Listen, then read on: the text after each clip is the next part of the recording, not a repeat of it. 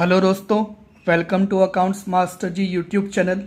Last short video में मैंने आपके साथ एक इन्फॉर्मेशन शेयर करी थी कि सीबीएसई करंट सेशन 21-22 में जो क्लास 10th और क्लास 12th के बोर्ड एग्ज़ाम हैं वो साल में 2 बार कंडक्ट करेगा, term 1 examination and term 2 examination. Term 1 examination आपका टोटली एमसीक्यू बेस्ड होगा और टर्म 2 एग्जामिनेशन आपका डिस्क्रिप्टिव पेपर होगा। अब इसी मैटर पर कुछ इम्पॉर्टेंट पॉइंट और डाउट के एरिया हैं जो हम इस वीडियो में आपके साथ कवर करने वाले हैं। तो स्टार्ट करते हैं। सबसे पहला डाउट जो बच्चों के मन में आ रहा है वो ये है कि sir last year syllabus 30% reduce किया गया था सीबीएसई के द्वारा, क्या इस सेशन में भी सिलेबस रिडक्शन होगा? तो अगर आप सर्कुलर को पढ़ते हैं तो वहाँ पर ये बात लिखी हुई है कि यस, सिलेबस जो है आपका रिड्यूस होगा। एग्जैक्टली कितना परसेंट रिड्यूस होगा, क्या रिड्यूस होगा, ये सीबीएसई आगे नोटिफिकेशन इशू करके हम सबको इन्फॉर्म करेगी और उम्मीद है ये नोटिफिकेशन आपकी जुलाई में आ जाएगी। तो सबसे पहली बात तो ये तय हो गई कि इस साल भी सिलेबस आपका रिडक्शन होना तय है। एग्जैक्टली कितना होगा ये पता चल जाएगा हमको जुलाई में ही। दूसरी बात जो टर्म 1 और टर्म 2 एग्जामिनेशन को लेकर आती है वो सबसे इम्पॉर्टेंट पॉइंट है वेटेज को लेकर। इस एरिया में काफ़ी बच्चों को डाउट है कि वेटेज का सीन क्या है। असल में सीबीएसई ये इंश्योर करना चाहती है कि एग्ज़ाम का जो रिज़ल्ट वो प्रिपेयर करेगी वो रिलायबल हो, वो क्रेडिबल हो। और सीबीएसई ने यहाँ पर 4 पॉसिबिलिटी पहले से ही प्रिडिक्ट करके रख ली है कि इस साल क्या क्या हो सकता है। तो हम डिस्कस करते हैं वेटेज क्राइटेरिया को ऑल 4 पॉसिबिलिटीज़ में। पॉसिबिलिटी नंबर 1 क्या है कि term 1 examination and term 2 examination आपका स्कूल या सेंटर में ही हो रहा है। मतलब सीबीएसई ये मान रही है कि नवंबर और दिसंबर में और मार्च और अप्रैल में कोविड की सिचुएशन इंडिया में अच्छी थी, खराब नहीं थी, तो इस वजह से वो बच्चों के एग्ज़ाम कंडक्ट कर पाएंगे स्कूल में और सेंटर्स में। तो अगर ऐसा होता है तो जो आपका फाइनल रिजल्ट बनेगा 10th और 12th के बोर्ड एग्ज़ाम के लिए, उसमें टर्म 1 एग्जामिनेशन और टर्म 2 एग्जामिनेशन को इक्वल वेटेज दी जाएगी। ठीक है, मतलब दोनों ही एग्ज़ाम सीबीएसई इम्पॉर्टेंट मानेगा, दोनों के मार्क्स को बिल्कुल बराबर मानेगा जो भी बच्चे ऑब्टेंड करेंगे, क्योंकि ये दोनों ही एग्ज़ाम आपके स्कूल और सेंटर में हो रहे हैं। क्वेश्चन पेपर सीबीएसई ही सेंड करेगा यहाँ पर भी। पॉसिबिलिटी 2 सीबीएसई क्या सोच रहा है, वो ये सोच रहा है कि टर्म 1 एग्जामिनेशन आपका घर से हो रहा होगा। मतलब बच्चे चाहे ऑनलाइन हो या ऑफलाइन हो एग्ज़ाम घर से देंगे। ऐसा कब होगा? ऐसा तब होगा जब नवंबर और दिसंबर में कोविड की सिचुएशन इंडिया में अच्छी नहीं होगी और पॉसिबल नहीं होगा सीबीएसई के लिए कि वो बच्चों को स्कूल में बुलाकर या सेंटर में बुलाकर उनसे एग्ज़ाम ले। तो इस सिनेरियो में सीबीएसई टर्म 1 एग्जामिनेशन बच्चों का घर से ही कंडक्ट करवाएगा और टर्म 2 एग्जामिनेशन स्कूल और सेंटर में होंगे। मतलब मार्च और अप्रैल में सिचुएशन अच्छी होगी और बच्चे स्कूल में आकर एग्ज़ाम दे पाएंगे। अब सीबीएसई की सोच यहाँ पर यह है कि रिज़ल्ट जो टर्म 2 का होगा वो ज़्यादा इम्पॉर्टेंट होगा as compare to term 1 examination, because term 1 examination तो बच्चा घर से बैठ के दे रहा है, पर टर्म 2 एग्जामिनेशन के लिए बच्चा स्कूल में आया है या सीबीएसई ने जो सेंटर अलॉट किया है बच्चा वहाँ पर आया है। दैट्स वाई सीबीएसई यहाँ पर टर्म 2 का जो वेटेज है उसके जो मार्क्स आप ऑब्टेन करेंगे उसके वेटेज को हायर रखेगा और टर्म 2 एग्जामिनेशन में जो आपके रिजल्ट आए उसके मार्क्स के वेटेज को लोअर रखेगा। मतलब सीबीएसई यही चाहता है कि जब जब आपके घर से एग्ज़ाम होंगे, कराने पड़ेंगे सीबीएसई को मजबूरी में, तो भले वो एग्ज़ाम तो होंगे, आप मार्क्स तो मिलेंगे आपको, लेकिन वेटेज उसकी कम रखी जाएगी। तीसरी पॉसिबिलिटी क्या हो सकती है कि नवंबर दिसंबर में सिचुएशन अच्छी थी, that's why term 1 examination school और सेंटर में हो गए। पर मार्च और अप्रैल में सिचुएशन अच्छी नहीं थी, दैट्स वाई टर्म 2 एग्जामिनेशन आपके घर से हुए। तो इस केस में भी सीबीएसई क्या करेगा, जो टर्म 1 का वेटेज है, जो आप मार्क्स ऑब्टेन करेंगे कंपेयर टू टर्म 2, टर्म 1 के वेटेज को हायर रखेगा। मतलब फिर से होम के जो आपके रिजल्ट्स आएंगे उसको इम्पॉर्टेंस कम दी जाएगी। ये थर्ड पॉसिबिलिटी हो गई।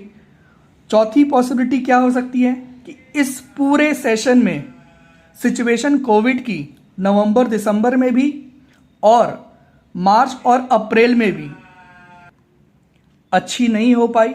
मार्च अप्रैल में भी आपके स्कूल नहीं खुले, नवंबर दिसंबर में भी आपके स्कूल नहीं खुले। एक तरह से पूरा सेशन ही आपका ऑनलाइन और स्टडी फ्रॉम होम हो गया। इन दैट सिनेरियो में टर्म 1 टर्म 2 एग्जामिनेशन घर से ही बच्चे अपीयर करेंगे। तो यहाँ पर टर्म 1 टर्म 2 की वेटेज तो इक्वल होगी, पर सीबीएसई यहाँ पर 100% घर से जो रिजल्ट बनेगा उस पर रिलाय नहीं करना चाहता है। तो रिजल्ट की रिलायबिलिटी को इंक्रीज करने के लिए सीबीएसई यहाँ पर कुछ अदर मेजर्स भी अपना सकता है आपके रिजल्ट तैयार करने के लिए। तो मतलब सीबीएसई ने साल भर के लिए चारों पॉसिबिलिटी पहले से ही प्रिडिक्ट कर ली है, और उन सब केसेस में सीबीएसई आपका फाइनल रिजल्ट कैसे प्रिपेयर करेगा ये भी उन्होंने पहले से तय कर लिया है। यहाँ तक की बात के बाद अगर आप मुझसे पूछेंगे कि क्या ये जो सीबीएसई इस साल कर रहा है, क्या ये सही डिसीजन है सीबीएसई का, तो मेरे अकॉर्डिंग बिल्कुल सही है। आप जो सेशन 2021 के बच्चे हैं उनके बारे में सोचिए, जो क्लास 10th या क्लास 12th बोर्ड वाले हैं। क्लास 12th बोर्ड वालों के बारे में सोचिए, उनका रिजल्ट प्रिपेयर हो रहा है क्लास 10th के रिजल्ट के बेस में, 11th के रिजल्ट के बेस में और 12th के रिजल्ट के बेस में। 10th 11th पास्ट एग्ज़ाम्स थे, और क्लास 12th में भी जो उन्होंने 20-21 में स्कूल्स में एग्ज़ाम दिए थे, इंटरनल एग्ज़ाम्स दिए थे, हो सकता है कोई बच्चा स्कूल के एग्ज़ाम को सीरियसली ना लिया हो और वहाँ पर अच्छे से तैयारी नहीं किया हो। उसका फोकस था कि जब क्लास 12th बोर्ड का फाइनल एग्ज़ाम होगा तब मैं वहाँ पर अच्छे से अपीयर करूँगा प्रिपरेशन के साथ में, और 90+ वो टारगेट कर रहा था। पर अब हो क्या गया, पिछले सेशन में अनसर्टिनिटी की वजह से उसका रिजल्ट अब प्रिपेयर हो रहा है 10th की वजह से भी, 11th की वजह से भी और 12th की वजह से भी। हो सकता है उस बच्चे की परफॉर्मेंस 10th में 11th में उतनी अच्छी ना हो, 12th में साल भर उतनी अच्छी ना हो। तो कहीं ना कहीं थोड़ा सा अनफेयर उन बच्चों के साथ में हो गया, पर गवर्नमेंट भी मजबूर थी और कोई ऑप्शन उनके पास था नहीं। इसीलिए सीबीएसई ने इस बार प्रोएक्टिव होके पहले से ही सारी अनसर्टिनिटी को ख़त्म कर दिया है और सिंपली कह दिया है कि इस बार हम आपके 2 बार एग्ज़ाम कंडक्ट करेंगे। सिचुएशन अच्छी होगी तो स्कूल और सेंटर में बुलाकर एग्ज़ाम कंडक्ट किए जाएंगे, सिचुएशन अच्छी नहीं होगी तो आप घर से एग्ज़ाम दे देना। तो सब कुछ पहले से ही इन्होंने तय कर लिया है। फ्यूचर में कुछ भी अनसर्टिनिटी अब नहीं रह जाती है। तो ये सीबीएसई का बिल्कुल वेलकमिंग डिसीजन है, बहुत अच्छा डिसीजन है, क्योंकि रिज़ल्ट अब आपका क्लास 12th के बेस पर ही आने वाला है। और वो बच्चे जो नॉर्मली नवंबर दिसंबर में पढ़ाई चालू करते थे फेब और मार्च के एग्ज़ाम के लिए, अब उनको अभी से तैयारी करनी होगी। आपका टर्म 1 एग्ज़ामिनेशन नवंबर और दिसंबर में प्रपोज्ड है, दैट इज़ जुलाई के बाद आपके पास सिर्फ 3 महीने हैं आपके पहले बोर्ड एग्ज़ाम में अपीयर करने के लिए। तो इस सारी चीज़ों से ये हो रहा है कि बच्चा साल भर पढ़ाई करेगा। अच्छी बात ये भी है कि टर्म 1 एग्ज़ामिनेशन में आपको ओनली 50% सिलेबस ही आपसे पूछा जाने वाला है, तो ज़्यादा टेंशन वाली बात भी नहीं है। बस इम्पॉर्टेंट ये है कि आपको अपनी अप्रोच प्रैक्टिस के लिए टर्म 1 एग्ज़ामिनेशन के लिए चेंज करनी होगी, क्योंकि अब आपका पेपर एमसीक्यू बेस्ड आ रहा है। पहले भी एमसीक्यू बेस्ड क्वेश्चन पेपर होता था। 80 नंबर में 20 नंबर के एमसीक्यू क्वेश्चन आपसे पूछे जाते थे। दैट इज़ 25% वेटेज था उस समय MCQ का। मैं तब भी लास्ट सेशन में बच्चों को कहता था अगर आपको अच्छे मार्क्स स्कोर करने हैं तो MCQ को इग्नोर मत करो। पर इस बार तो टर्म 1 एग्जामिनेशन 100% MCQ बेस्ड है, इसीलिए आप सब लोग अभी से तैयारियों में लग जाइए, प्लस MCQ पर ज़्यादा फोकस कीजिए, प्रैक्टिस कीजिए सारे सब्जेक्ट के लिए। CBSE जब आगे सिलेबस इंट्रोड्यूस करेगा आपका, एक तो रिडक्शन वाली बात बताएगा हमको और दूसरी बात बताएगा कि टर्म 1 एग्जामिनेशन में आपका 50% सिलेबस क्या होगा। तो उम्मीद है CBSE इसके अलावा आपके लिए एडिशनल क्वेश्चन भी निकालेगा, इशू करेगा MCQ के हर सब्जेक्ट में, हर चैप्टर के लिए। पर तब तक जो आप जिस भी बुक से पढ़ रहे हैं उस बुक में भी अगर MCQ क्वेश्चन है तो आप अभी से उसको सॉल्व करते रहिए। तो तीसरा टॉपिक यही था, 50% सिलेबस जो टर्म 1 एग्जामिनेशन के लिए है वो क्या है। तो CBSE इसे भी हमको इसी महीने जुलाई में इन्फॉर्म कर देगा कि 50% सिलेबस सभी सब्जेक्ट्स के लिए आपसे क्या पूछे जाएंगे। मैं यहाँ पर सिर्फ एक्सपेक्टेड आपको बता रहा हूँ, ऐसा होगा ज़रूरी नहीं है। Like for class 12th accounts में मेजरली हम 3 चीज़ें पढ़ते हैं क्लास 12th अकाउंट्स में, NPO, पार्टनरशिप और कंपनी अकाउंट। अगर आपको याद हो इन दोनों का वेटेज मिलाकर 40 मार्क्स का होता है और कंपनी अकाउंट्स का भी वेटेज 40 मार्क्स का होता है।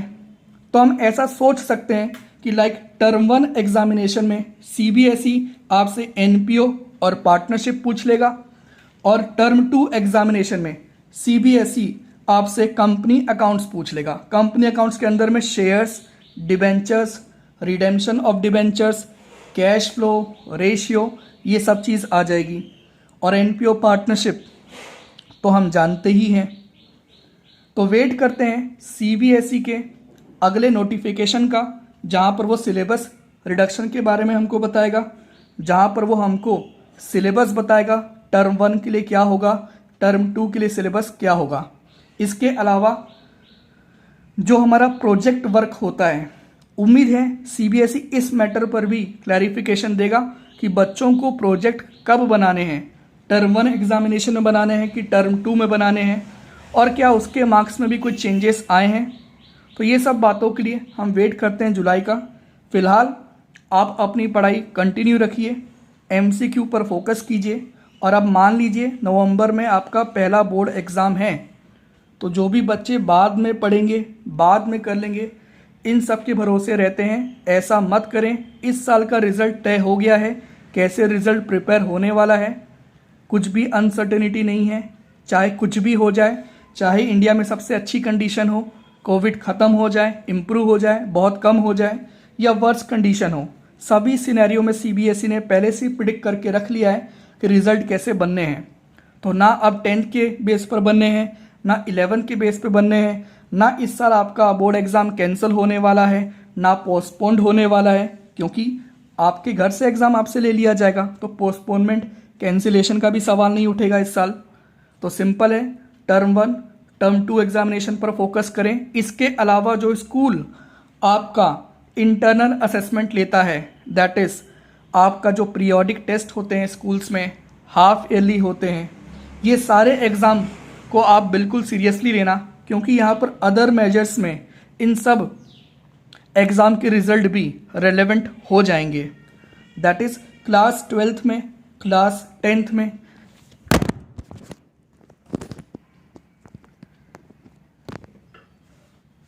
इस साल जो भी आपका रिज़ल्ट बनेगा वो साल भर की परफॉर्मेंस के बेस पे बन रहा है। तो आराम से फोकस कीजिए, टेंशन लेने की ज़रूरत नहीं है। धीरे धीरे आप सब कुछ समझ जाएंगे, कवर कर लेंगे, और आपके टीचर्स भी इसमें आपकी हेल्प ज़रूर करेंगे।